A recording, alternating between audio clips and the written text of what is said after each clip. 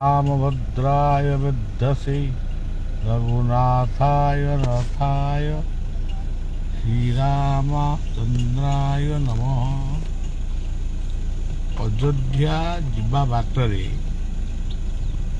आपण मानकु शुभेच्छा जणाउछि। जोठाकू गले भी निजर किछि कामना वासना नहीं मु जाऊ ना। जोठिकी जाउछि आपण मानकर ईश्वर देशर शांति पाई मु प्रार्थना करी जाउछि। राम कहले परमात्मा गोटे नाम होछि राम। राम जन्म हवा पूर्व राम शब्द थिला। तार प्रमाण होछि श्रीराम शरणं समस्त जगतां रामं बिना का गति। तेरे रा कहले गोटे आह्वानात्मक शब्द हास। म कहले से जहाँ को आह्वान कल तांको सेवा पाई मन निविष्ट कर। किछि वर्ष पूर्वे धान गौणी बापिले लोके प्रथम कहते राम। तेणु आज से सब जिनस बुड़ी जाई नहीं रही लोक से कथार व्यवहार करूना। कौन करुचंडी केवल कहउछंडी राम न कही शला कहउछंडी। शला शब्द को जी से व्यवहार करुचंडी राम शब्द को से व्यवहार कले तार फल मिलता। तेरे शला शब्द को वर्तमान चिंता करनियो जी शला कहउचंडी से आगे बुझंतु दुनिया रे गोटे शला होउचंडी भगवान कृष्ण अर्जुनंकर शला। एभरी शलाटी मिलिब तो से कृष्ण को आह्वान कर से शला आसतु। ये हला गोटे कथा। ये शला शब्द को टिके आउ टिके चिंता कर।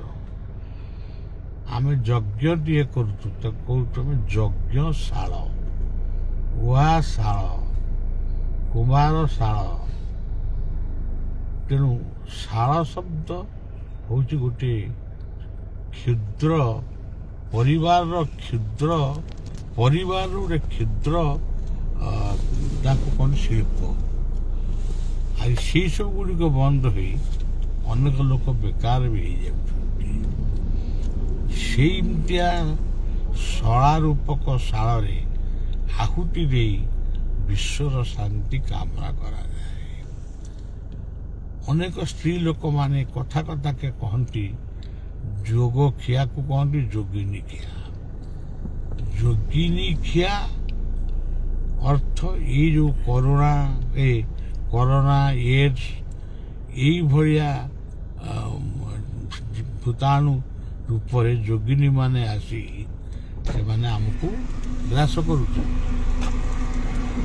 यही जोगिनी खिया को चिंता करंतु से कहू से कथाटी आसूची जोग नखिया।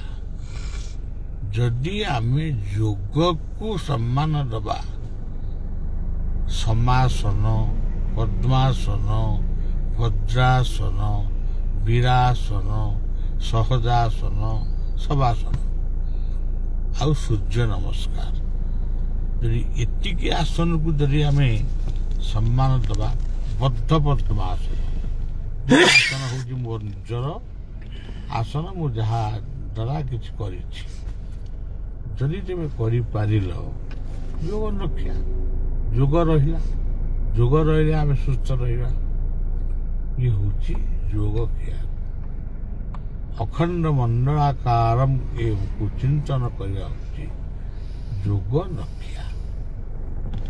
बाईचेत पर गोटे शब्द अच्छी हे शला बाईचेत बाईचेत कहे प्राणायाम ଆସନଟିଏ କରୁଥିବ, ଧ୍ୟାନ ହୃଦୟକୁ ରଖିଥିବ, ହୃଦୟରେ ଧ୍ୟାନ, ପାଦରେ ପଦ୍ମାସନ କରି ମେରୁଦଣ୍ଡ ସିଧା ରଖି ଯଦି ତମେ ନିଶ୍ୱାସକୁ କୁମ୍ଭକ କରି ଧୀରେ ଧୀରେ ଛାଡ଼ିବ, ପୁଣି ଧୀରେ ଧୀରେ ନେବ, ରଖିବ, ଛାଡ଼ିବ, ଏମିତି କରିବାଟା ହେଉଛି ବାଇସେପ୍ଟ। ନିଶ୍ୱାସକୁ ଯିଏ ଚେତି ପାରିଛି ସେ ଦୁନିଆରେ ଅସମ୍ଭବକୁ ସମ୍ଭବ କରିପାରିବେ। ହନୁମାନ ଥିଲେ ବାଇସେପ୍ଟ, ଏଇଟା ମନେ ରଖ।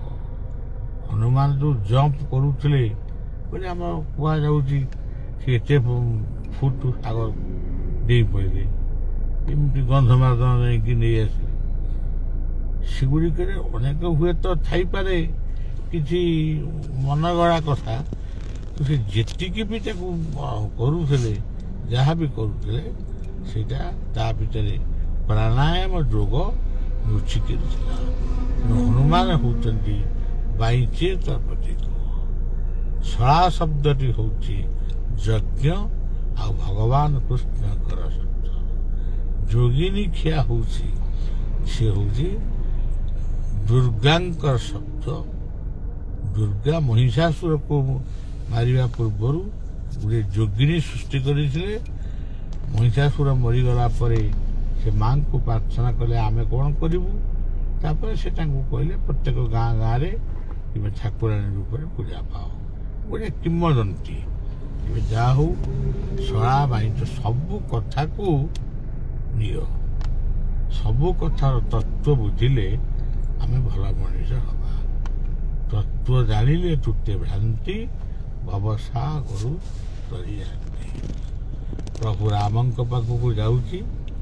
ସେଇ 14 ବର୍ଷର ଜଙ୍ଗଲ, ଚିତ୍ରକୂଟ ପାହାଡ଼ରେ ରହଣି, ପଞ୍ଚବଟୀ କାନନରେ ରହିଣି, ଏସବୁ କଥା ମନେ ପକାଇ ଆପଣମାନଙ୍କୁ ନିବେଦନ କରୁଛି, ଆପଣମାନେ ଅନ୍ତତଃ 5ଟି ଗଛ ନିଜ ହାତରେ ଲଗେଇ ବଞ୍ଚନ୍ତୁ।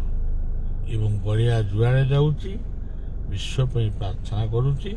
ମୁଁ ବୁଲିବାକୁ ଯାଉନି କି ପୁଣ୍ୟ ଅର୍ଜନ କରିବାକୁ ଯାଉନି, ଯାଉଛି ଶିଖିବା ପାଇଁ, ଯାଉଛି କ'ଣ କରିବାକୁ ହବ ତାହା ଭାବିବା ପାଇଁ, ଏବଂ ଯାହା ଭାବନା ଆସୁଛି ତାହା କରୁଛି। କଥାଟି ଏଇଠି ରଖିବା। ଆପଣମାନଙ୍କୁ ଶୁଭେଚ୍ଛା ଦେଇ ରହୁଛି।